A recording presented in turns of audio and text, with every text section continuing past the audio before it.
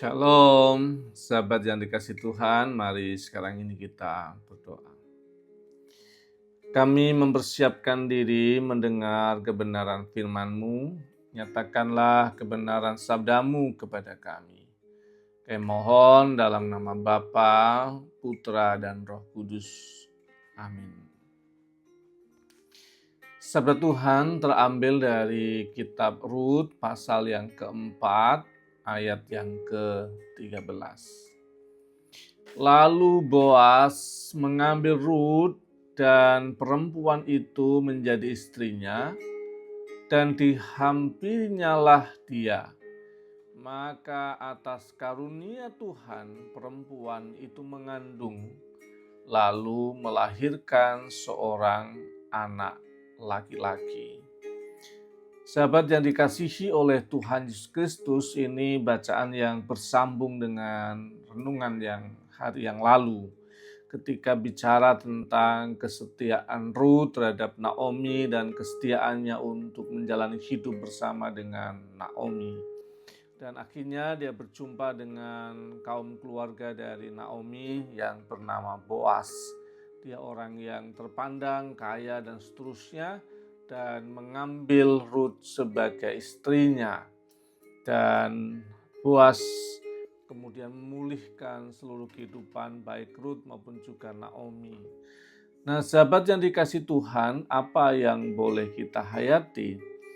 Yang pertama adalah soal Boas yang mengambil Rut. Kata laha dalam bahasa Ibrani itu berarti mengambil, menerima, membawa masuk secara utuh untuk bertanggung jawab.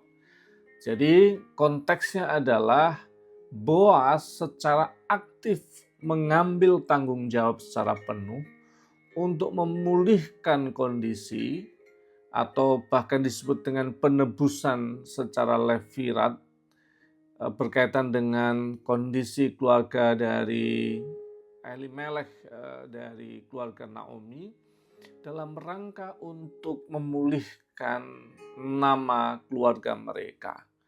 Jadi kata yang dipakai ini menunjukkan tentang Boas yang berinisiatif dengan sungguh, tidak hanya sekedar retorika tetapi dengan tindakan yang bertanggung jawab untuk mengambil pemulihan itu dilakukan untuk Naomi melalui Rut dalam hal ini.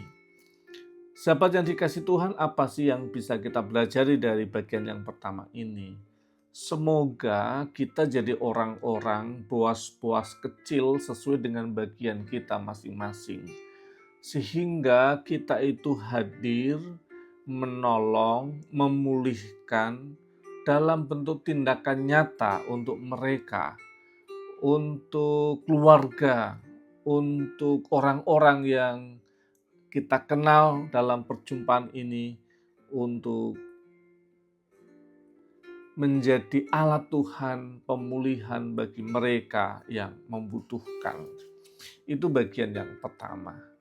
Bagian kedua yang boleh kita hayati adalah Tuhan memberikan kepadanya kehamilan.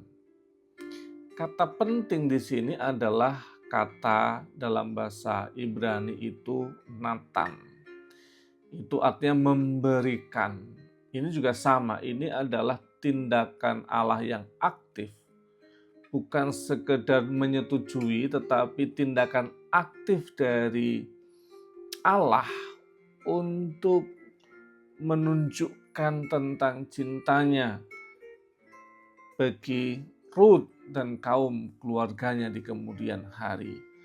Rut yang digambarkan sebagai orang Moab itu kan soal ide dasar tentang orang asing, minoritas yang terpinggirkan. Bahkan oleh Allah, Rut itu kemudian dijadikan sebagai tangan Allah hadir untuk menyatakan kasihnya bagi dunia. Karena Obed, kemudian jalurnya Daud, jalurnya Mesias gitu ya. Seperti yang kita bahas yang hari yang kemarin. tetapi ingin menunjukkan kita boleh belajar bahwa Rut yang adalah bukan siapa-siapa, orang asing itu, minoritas itu, terpinggirkan itu, dipakai sebagai jalan berkat Allah bagi seluruh ciptaan. Ini menolong kita untuk belajar bahwa Allah tidak pernah membatasi masa lalu kita. Tuhan tidak memandang status kita. Tuhan tidak memandang asal-usul seseorang. Tuhan hadir secara aktif, memberikan pertolongannya, bahkan dengan arah yang kadang-kadang berbeda sekali dengan apa yang kita pikirkan. Allah yang setia itu melampaui batas pikiran kita, bahkan melalui orang yang tidak terduga sekalipun. Percayalah bahwa Allah itu Allah yang memberi pemulihan dengan jalannya, dengan caranya yang bahkan mungkin tidak terduga. Semoga kita taruh rasa percaya itu kepada Tuhan. Yang terakhir, yang ketiga, kita belajar dari Allah yang memberikan kepada Rut dan Boas itu seorang anak laki-laki sebagai jalur rantai untuk karya Allah selanjutnya. Namanya adalah Obed. Ini bukan sekedar kelanjutan Elimelech, Naomi, tetapi ternyata sebagai kait penghubung untuk Daud dan Mesias yang dijanjikan Tuhan. Perikop ini menunjukkan kepada kita tentang pesan besar sebenarnya dari kitab Rut, di mana Allah menyelamatkan dan berkarya.